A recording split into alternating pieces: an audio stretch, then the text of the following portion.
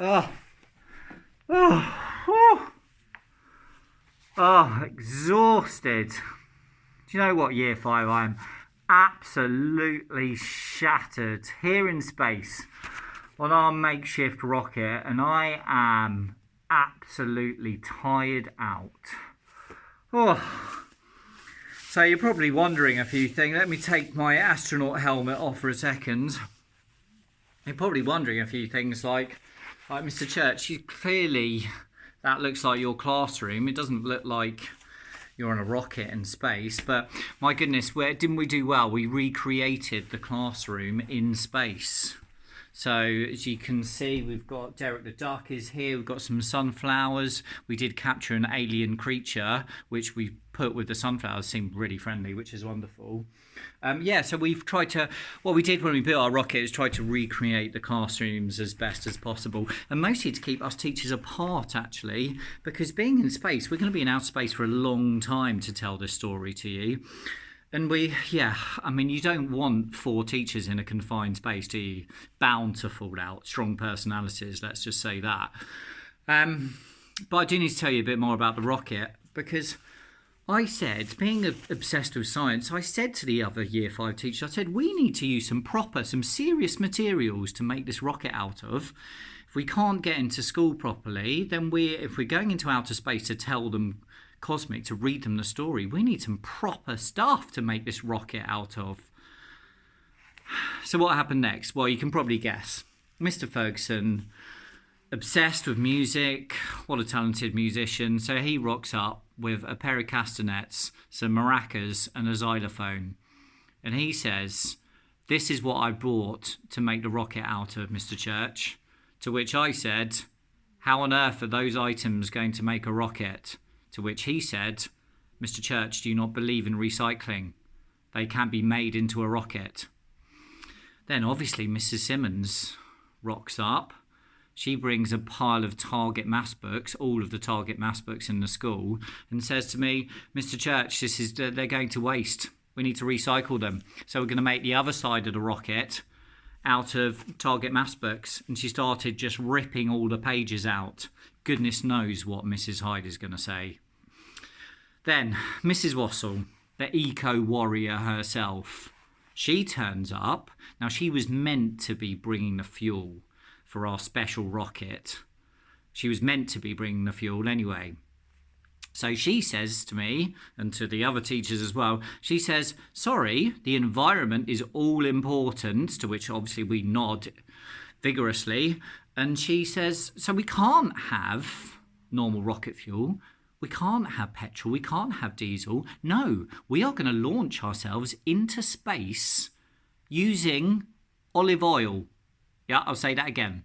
Olive oil is our fuel. So now we're trapped in a really spectacularly badly made rocket that's made out of castanets, xylophone, maracas, pages from the Target maths books, fueled purely by olive oil. I mean, have we got a chance? Really? So we're doing okay so far. We've managed to get, I'm going to read you chapter 6 today, but are we going to make it further than chapter 6? And ultimately, it's just been a really stressful experience because there's also one of us four teachers. My goodness, do they snore. I'm not getting any rest. No wonder I look so tired and stressed. I'm not getting any rest at all. No rest, no sleep. Because every time I try to go to sleep, the snoring starts and it is incessant. And it is, I can only describe it or compare it to like 100 foghorns and probably 200 whoopee cushions just going off in some horrendous musical orchestra. I'm not going to tell you who it is. But my goodness. So it's been a really stressful time. I haven't even heard the rest of the chapters after chapter 2 because I just haven't had time and I hadn't had the energy. But apparently I've got to read you chapter 6, so I'm going to crack on with that. I wonder how Liam, our protagonist, is getting on. So chapter 6, you just had, surprise, surprise, you just had chapter 5. Chapter 6 is called My Planet Panda Pop. Shall we get going with that? The school assembly incident was bad. The poor showroom incident was like being killed and sent back to level 1 with no spare lives. All we wanted, said Mum, was for you to learn some social skills. Social skills? Said Dad. Well, let's see. He got a little girl to pose as his daughter, and he persuaded a salesman to lend him a Porsche. He's got social skills. He's got too many social skills. We asked him to learn some, and he learned too many. That's the problem. Turned out that Dad was right about visible friends being different from cyber friends. If someone doesn't turn up on Warcraft, you can always just recruit someone else. But when I walked through the New Strand shopping centre on Saturday mornings, even though there were thousands of people there, it was really notable that none of them was Florida. Mum got really stressed about the whole thing. Liam, she kept saying, what are we going to do with you? Dad looked on the internet for self-help groups for people with unusual problems. About an hour later he came back and said, what about this?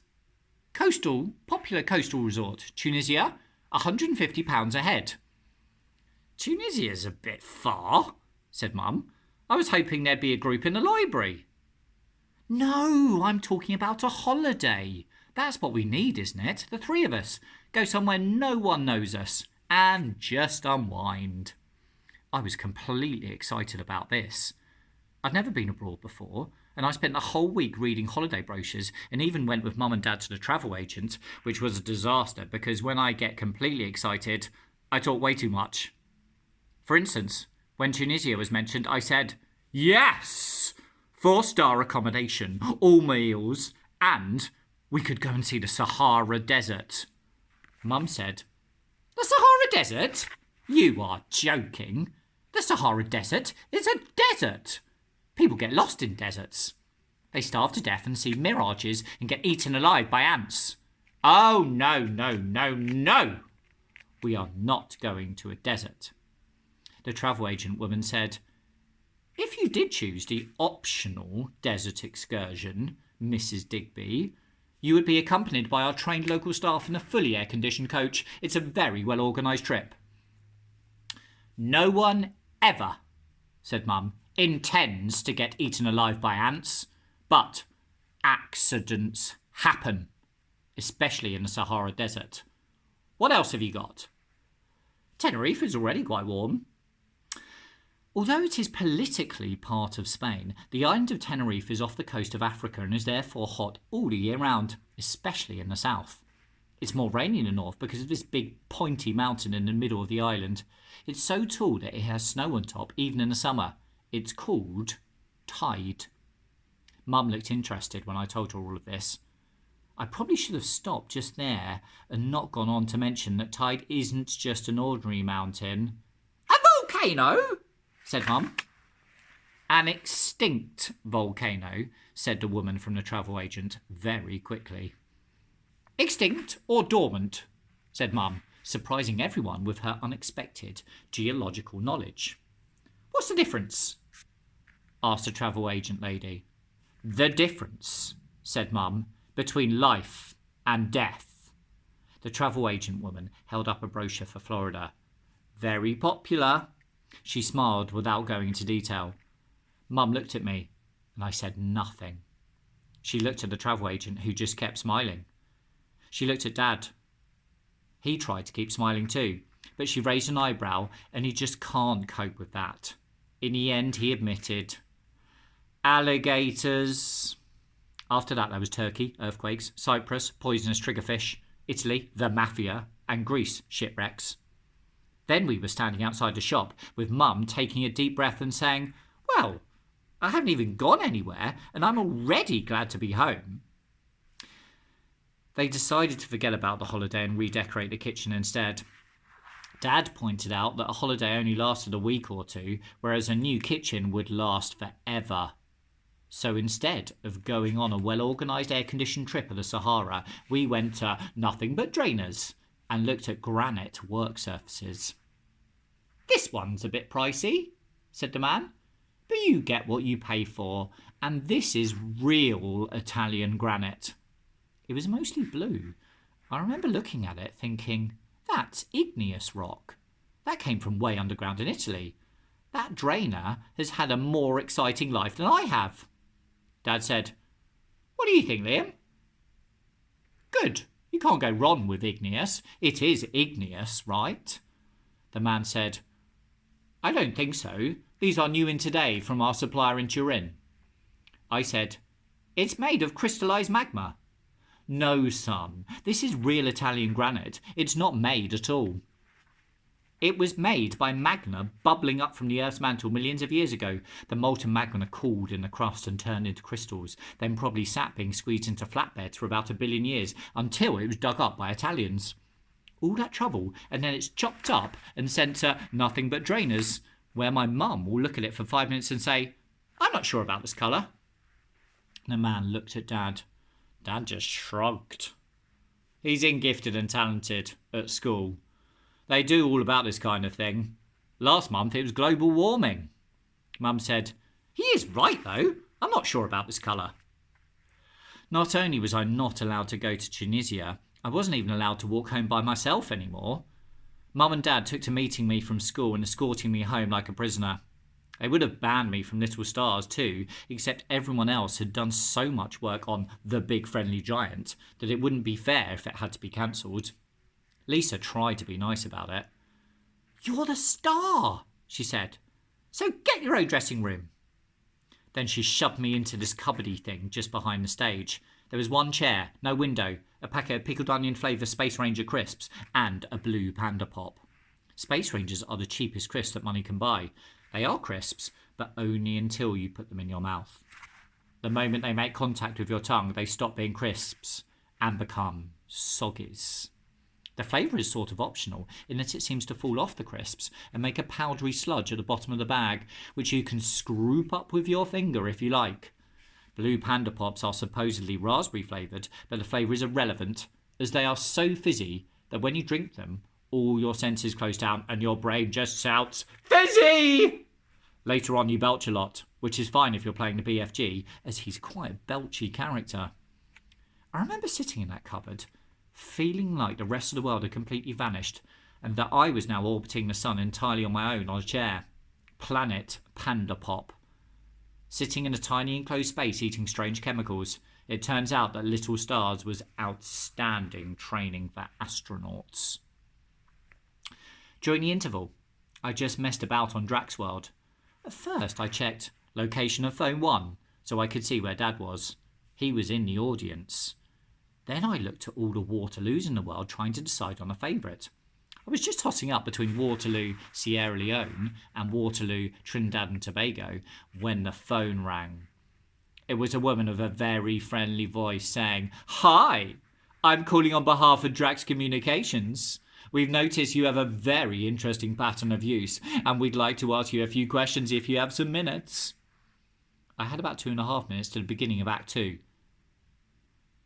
Can I just ask you, have you actually been to any of the following places which appear in your recent searches? Waterloo, Sierra Leone? No. Waterloo, Siberia? No. Waterloo, Belgium? No. Do you have any plans to visit these places in the near future? Yeah, I said, all of them. I don't know how near the future is, though. We also noticed that your recent searches include many theme parks and rides. Oh, yes, Alton Towers, Euro Disney, Six Flags, Mountain. Pretty well all the theme parks in the world, in fact.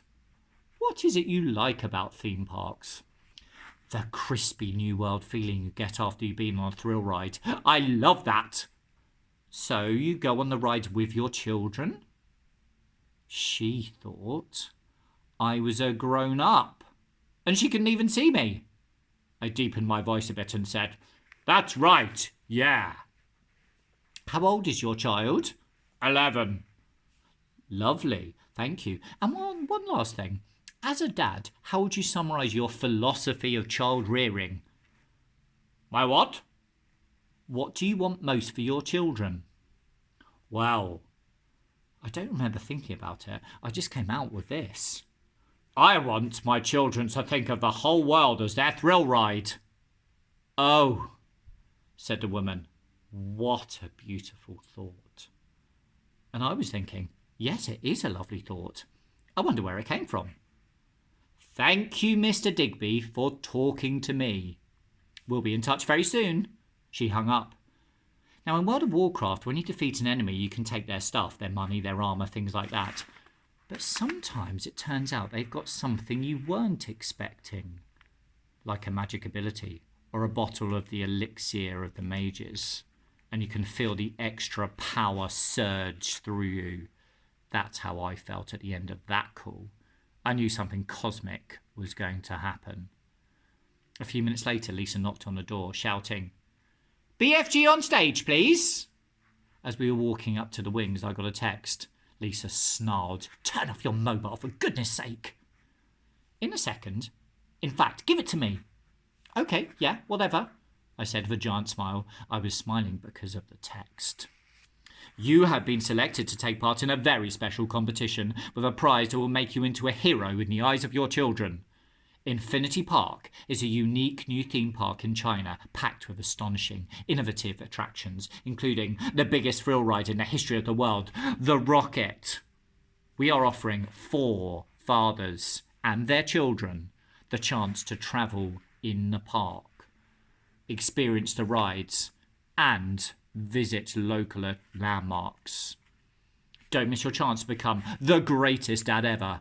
Call the secret number tomorrow before midday GMT to find out if you are one of the 4 lucky winners. Please do not disclose this number to anyone else. All you have to do is get put through." I was still smiling after the play was over and everyone had finished clapping. Lisa said I was the friendliest looking big friendly giant she'd ever seen. Mum said, "I loved it. You look so happy up there." I waited till we were getting into the car and then I showed Dad the text. "China, the biggest thrill ride in the history of the world, your chance to become the greatest dad ever." I got that crispy New World feeling just reading it. Now I expected Dad to jump up and down with excitement and say, "Get the sun cream, Liam." Inexplicably he didn't. He shook his head and said, "No one really wins those things." "Well, someone must win them. Otherwise they wouldn't be allowed to advertise them. Of course someone wins them. Come on, it's just a phone call." "Yes, a long, long phone call. This is just a trick to get you to spend loads of money calling a premium rate phone number. And when you do, there's nothing at the other end except a voice saying, 'Please hold,' and playing some nice classical music. And they collect the money for the call." "But you've been specially selected." "Yeah, me and 10 million others." He deleted the message. We walked home past a shopping centre. I looked up, but you couldn't see any stars. I remember thinking, I'll probably never get out as Bootle as long as I live. It's funny to think I am now at this moment further away from Bootle than any other living human. That night, Dad wanted us all to play Monopoly in the new kitchen. Monopoly. Has anyone ever played Monopoly to the end? Don't most people just sort of slip into a kind of boredom coma after a few goes and wake up 6 months later with a handful of warm hotels?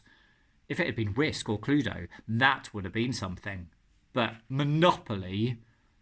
"Sit down," he said. "It'll be nice, all of us together. We haven't played a game for ages." I said, "Monopoly is not a game." "Well, here's the dice and here's the board. How is that not a game?" "It's not a game because nothing is happening. In Monopoly, you can ask someone else to take your go for you while you go to the toilet, and it won't make any difference. Can you imagine asking someone else to take your go in chess, or Risk, or football? I'll tell you what Monopoly is. Monopoly is my life. Going round and round the same streets over and over again with not enough money." "So," said Dad, "you don't want to play then?" "No, I don't." I got up. I was going to go and play a few hours of Warcraft. "It's always an anticlimax," said Mum, "when you're in a play or something and then it ends." "You don't want to play a little game of Monopoly with your real live Mum and Dad," said Dad, "but you'll play all night with your invisible Warcraft friends." "I haven't got any real live friends left, have I?" "Maybe you would if you weren't always coaxing them into illegal situations involving high-powered sports cars, Liam." "Oh, now," said Mum. "He isn't always doing that. He only did it once." "And isn't once enough?" said Dad. They were still discussing this when I logged into Azeroth and summoned my guild, the Wanderlust Warriors. So we were crossing the blasted lands with a caravan of traders when the door opened and Dad looked in. Listen, he said, I'm sorry about earlier. If you don't want to play Monopoly, that's fine. I'll play Warcraft. Oh, thanks. But it doesn't really work like that, Dad. How does it work, then? So I tried to explain Warcraft to Dad, but honestly, where do you begin? He didn't even know what an avatar was. I said, like when we play Monopoly and you are always the top hat. Well, it's like that, only more complicated. That's me on the screen. Look, that elf. He squinted at the screen, and there were hundreds of avatars across the vast desert of the blasted lands. I showed him which one was mine, and I introduced him to all my other guild members. We're mostly very heavily armed night elves. I think he was impressed. You see, I said, in Monopoly, you get as much money as you can, right? And that's it. In here, you have to get money, and health, and experience, and skills, and then you use them for a quest. What kind of quest? Well, it's all kinds. Some of them are dangerous and complicated, and some are simple, and you meet hazards and monsters. Sometimes serious monsters, so you run away, or you get help. And sometimes trivial monsters, so you fight them. And if you complete the quest, you gain experience and new skills and maybe some strength and wealth. So then you can level up. What? See, I'm a level 40 elf, but what I want to be is a level 70 elf. Then I can engage with really serious monsters. When you engage, that's called an instance. We're having a bit of an instance right now of this dragon. The dragon had ambushed us, but the Wanderlust warriors stood their ground and fought like a well-oiled machine. Soon the dragon was dead. So were two of my warriors, but that was okay because I've got healing powers. I brought them back to life, and we looted the dragon's hoard. That's what was happening in my head. Of course, to Dad, it just looked like I was sitting there clicking the mouse so fast it sounded like castanets. Cosmic! I yelled. Look what we found! Elixir of the Mages! If you use that just before an instance, it doubles your brain power. This, said Dad, is not a game. This is a career. But it's good on here because people just accept you for what you are. Namely an elf with magical healing powers. Is that what you really are, Liam? No, but in-game, if I have experience and strength and stuff, I can go out on quests and do things. In life, you can look like a grown-up and shave like a grown-up and be gifted and talented and everything, and you've still got to sit in a class full of kids who call you Freak, Wolverine, and other stuff. Dad nodded his head like it all made sense to him. Then he got my profile up so he could have a proper look at my avatar. It says here he's shorter than average. If you're short, you get extra agility. Plus, you can sneak up on people. Dad said, a shorter than average magical being with lots of friends. Wow, that's a very nice avatar. Good night, Liam. I did offer to tell him something about the history of Azeroth and who the Horde were and about the Alliance, but he said, that's enough for one night. Thanks all the same. You get back to your quest. Don't stay up too late. You've got school in the morning, Liam. It was only when he'd gone that I noticed he'd left his phone on my desk. And only when I picked it up that I remembered that my phone was a clone of his. So the number he deleted from my inbox should still be in there. It was, and I copied it back into my phone. There endeth chapter 6. Chapter 7 is called I Am on Hold. I wonder what Liam is going to get up to, what schemes he's going to employ. Goodbye from space. Take care of yourselves.